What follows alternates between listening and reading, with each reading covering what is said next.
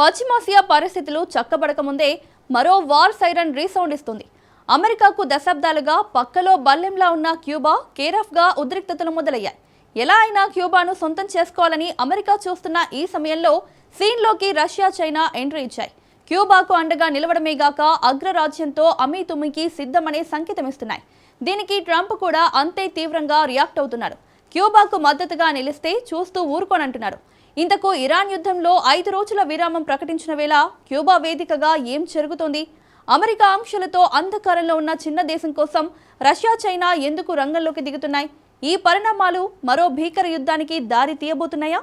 Let's watch. Iran యుద్ధం ముగియక ముందే Cuba వేదికగా వార్ సైరన్. రంగంలోకి రష్యా, చైనా. తీవ్ర పరిణామాలుంటాయన్న ట్రంప్. క్యూబా సాక్షిగా పవర్ఫుల్ దేశాల మధ్య అసలేం జరుగుతోంది? ఇరాన్తో యుద్ధం మొదలుపెట్టిన వారం రోజుల తర్వాత అంటే మార్చి 6వ తేదీన డొనాల్డ్ ట్రంప్ చేసిన వ్యాఖ్యలే ఇవి. క్యూబాను అమెరికా ఆధీనంలోకి తీసుకోవడం తనకు గౌరవమని తాననుకుంటే క్యూబాతో ఏదైనా చేయగలనని వ్యాఖ్యానించాడు. వాస్తవానికి రెండోసారి అమెరికా అధ్యక్ష బాధ్యతలు చేపట్టిన వెంటనే క్యూబా విషయంలో కఠినంగా వ్యవహరించాడు ట్రంప్. వెనిజులాలో నికోలస్ మదురో ప్రభుత్వం పతనం కావడంతో అక్కడి నుండి క్యూబాకొచ్చే చౌక ముడి చమురు నిలిచిపోయింది.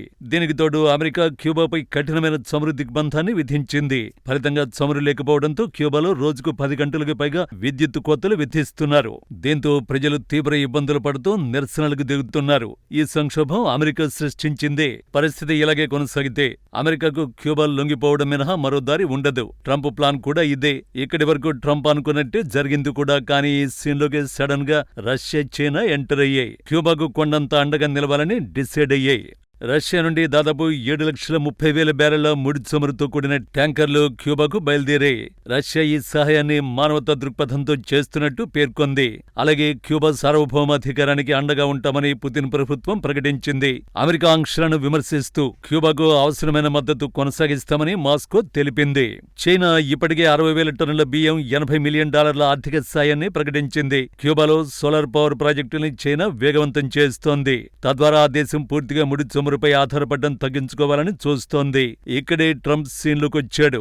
రష్యా సరఫరాల్ని అడ్డుకునేందుకు కఠిన చర్యలు తీసుకుంటామని హెచ్చరించాడు. క్యూబాకు రష్యా చమురు సరఫరా చేయడాన్ని అనుమతించబోమని స్పష్టం చేశాడు. క్యూబాపై కఠిన వైఖరిని కొనసాగిస్తామని, అవసరమైతే మరింత కఠిన చర్యలు తీసుకుంటామని హెచ్చరించాడు. క్యూబాకు చమురు సరఫరా చేసే దేశాలపై అదనపు సుంకాలు విధిస్తామని అమెరికా ఇతర దేశాలను కూడా భయపెడుతోంది. సమయం మించిపోకముందే క్యూబా ఒక ఒప్పందానికి రావాలి అనేది ట్రంప్ వార్నింగ్. క్యూబా ప్రభుత్వం దిగిరాకపోతే అక్కడ ప్రభుత్వ మార్పు తప్పదని సంకేతాలిచ్చాడు. కానీ క్యూబాపై ట్రంప్ ఎందుకింతగా పగబట్టాడు? ప్రస్తుత క్యూబా అధ్యక్షుడు మిగ్యూల్ డయాజ్ కానెల్ పదవి నుంచి తప్పుకోవాలని అమెరికా ప్రధానంగా ఒత్తిడి చేస్తోంది. కమ్యూనిస్టు పాలనను ముగించి ప్రజాస్వామ్యబద్ధమైన ఎన్నికలు జరపాలని ట్రంప్ డిమాండ్ చేస్తున్నాడు. క్యూబాలో రష్యాకు చెందిన నిఘా కేంద్రాలు, చైనాకు చెందిన సైనిక స్థావరాలు ఉండకూడదని వెంటనే తొలగించాలని అంటున్నాడు. అయితే క్యూబా రాజకీయ వ్యవస్థ గురించి చర్చించే ప్రసక్తే లేదని విదేశాంగ శాఖ సహాయ మంత్రి కార్లోస్ ఫెర్నాండెజ్ డికాసియో స్పష్టం చేశారు. అధ్యక్షుడు మిగ్యూల్ డయాజ్ కానెల్ పదవి నుంచి తప్పుకోవాలనే అమెరికా డిమాండ్ను క్యూబా పూర్తిగా తోసిపుచ్చింది. ఏ ఒక్క అధికారి పదవి కూడా అమెరికాతో జరిపే చర్చల అంశం కాదని తేల్చి చెప్పింది. అంతేకాదు, అమెరికా నుంచి దాడులు, దురాక్రమణ జరిగే అవకాశం ఉందని తమ చేతులు కట్టుకుని కూర్చోమని ఆయన హెచ్చరించారు. బాహ్య శక్తులు దాడికి ప్రయత్నిస్తే క్యూబా నుంచి అజేయమైన ప్రతిఘటన ఎదురవుతుందని స్పష్టం చేశారు. నిజానికి ట్రంప్కు సమస్య క్యూబాతోనే కాదు, వెనిజులాతో కూడా. ఈ 2 దేశాలు అమెరికాకు పక్కలో బల్లెంలా ఉండే దేశాలు. అమెరికా ప్రధాన శత్రువు రష్యాకు ఆప్తమిత్రులు కూడా. సింపుల్ గా చెప్పాలంటే ఈ 2 దేశాల సాయంతో అమెరికాను ఢీకొట్టడం రష్యాకు పెద్ద విషయం కాదు. 6 దశాబ్దాల క్రితం క్యూబా మిసైల్ సంక్షోభం గురించి తెలిసిన ఎవరికైనా ఇది ఈజీగా అర్థమైపోతుంది. అమెరికాతో పోలిస్తే క్యూబా చిట్టెలుకు వంటిది. రెండింటిని విడదీసేది చిన్న జలసంధి మాత్రమే. కానీ సంబంధాల రీత్యా చూస్తే వాటి మధ్య దూరం కొన్ని లక్షల యోజనాలు ఉంటుంది. 1959లో అమెరికా సపోర్టుతో క్యూబాలో రాజ్యమేలుతున్న నియంత బాటిస్టాను ఫిడెల్ కాస్ట్రో నాయకత్వంలోని విప్లవకారులు కూలదోయడంతో 2 దేశాల మధ్య విద్వేషాలు రాజుకున్నాయి. దేశాధినేతగా బాధ్యతలు స్వీకరించిన ఫిడెల్ కాస్ట్రో తమది సోషలిస్టు విప్లవమని ప్రకటించగానే అమెరికా ఆగ్రహంతో రగిలిపోయింది. 1961లో కాస్ట్రో వ్యతిరేకులకు CIA ద్వారా శిక్షణ ఇప్పించి ఆయుధాలిచ్చి క్యూబాలోని బే ఆఫ్ పిగ్స్ అనే చిన్న ప్రాంతాన్ని స్వాధీనం చేసుకోవడానికి ప్రయత్నించింది. అది బెడిసి కొట్టాక అంతంత మాత్రంగా ఉన్న సంబంధాలు కూడా దెబ్బతిన్నాయి. క్యూబాను ఏకాకిని చేసి బలహీనపరిచి ఆ దేశాన్ని లొంగదీసుకు తీసుకోవాలని ఆనాటి అమెరికా అధ్యక్షుడు కెనడీ ప్రారంభించిన ఆంక్షలు ఏమాత్రం ఫలితాన్ని ఇవ్వలేదు. మరోవైపు అమెరికా క్యూబా మధ్య నెలకొన్న విద్వేషాల పర్యవసానాలు క్రైమ్ థ్రిల్లర్ను తలపిస్తాయి. 1962లో క్యూబా భూభాగంపై సోవియట్ అణుక్షిపణులు మోహరించి ఉన్నాయని అమెరికా, టర్కీలో ఉంచిన అణుక్షిపణుల మాటేంటని సోవియట్ ఆరోపణలు చేసుకున్నప్పుడు పెను సంక్షోభం తలెత్తింది. మూడో ప్రపంచ యుద్ధం ముంచుకొస్తుందన్న ఆందోళనలు పెరిగాయి. అయితే క్యూబాను ఆక్రమించబోమని అమెరికా హామీ ఇవ్వడం, ఎవరి క్షిపణులు వారి వెనక్కి తీసుకోవడానికి అంగీకరించడంతో పరిస్థితి చక్కబడింది. తమ కంట్లో నలుసులా మారిన క్యూబా అధినేత కాస్ట్రో అడ్డు తొలగించుకోవడానికి అమెరికా తన నిఘా సంస్థ CIA ద్వారా చేసిన ప్రయత్నాలు అన్నీ ఇన్ని కాదు. కాస్ట్రోను హతమార్చడానికి 638 మార్గాలు అంటూ బ్రిటన్కు చెందిన ఛానల్ 4 ఏకంగా ఓ సీరియల్ని ప్రసారం చేసింది.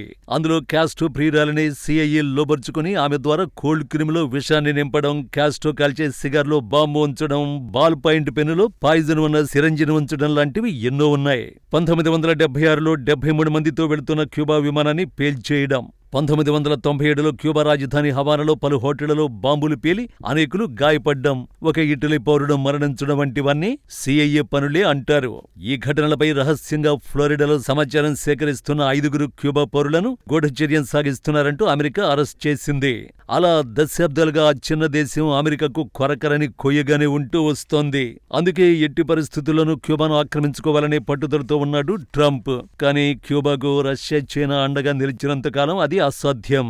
1962 క్యూబా క్షిపణి సంక్షోభాన్ని కాస్త పక్కన పెట్టి ప్రస్తుతానికొస్తే ఉక్రెయిన్పై రష్యా యుద్ధానికి మొదట మద్దతు తెలిపింది వెనిజులా, క్యూబా దేశాలే. ఇదే సమయంలో చైనాతోనూ ఆ రెండు దేశాలకు మంచి సంబంధాలున్నాయి. పైగా అమెరికా లక్ష్యంగా పుతిన్, జిన్పింగ్ చేతులు కలుపుతున్న పరిస్థితులు. అన్నింటికి మించి క్యూబాకు అమెరికాతో ఉన్న విభేదాలు. ఇలా శత్రువుకు శత్రువు మిత్రుడన్న మాటను వీరంతా ఫాలో అవుతున్నట్టు తాజా పరిణామాలు చెబుతున్నాయి. ఇప్పటికే కీలక మిత్రుడిగా ఉన్న నికోలస్ మదురోను కాపాడుకోలేకపోయామన్న భావన కమ్యూనిస్టు దేశాల్లో ఉంది. ఇప్పుడు క్యూబాని కూడా కోల్పోతే అమెరికాను దాని అడ్డాలోనే ఎదుర్కోవడం కష్టమవుతుంది. అందుకే వెనిజులా విషయంలో జరిగిన తప్పు క్యూబా విషయంలో జరగకూడదని పుతిన్, జిన్పింగ్ భావిస్తున్నట్టు తాజా పరిణామాలు చెబుతున్నాయి. ఒకవేళ ఇరాన్ యుద్ధం తర్వాత ట్రంప్ నిజంగానే క్యూబాను టార్గెట్ చేస్తే ఈ రెండు దేశాలు పరోక్షంగా అయినా సరే రంగంలోకి దిగే ఛాన్స్ కనిపిస్తోంది. ఈలోపు రష్యా చమురు ట్యాంకర్లను అడ్డుకున్న పరిస్థితులు తీవ్రంగా మారుతాయి. అలా ఇరాన్ సంక్షోభం ముగియక ముందే మరో యుద్ధ సంక్షోభానికి అడుగులు పడుతున్నట్టు కనిపిస్తోంది.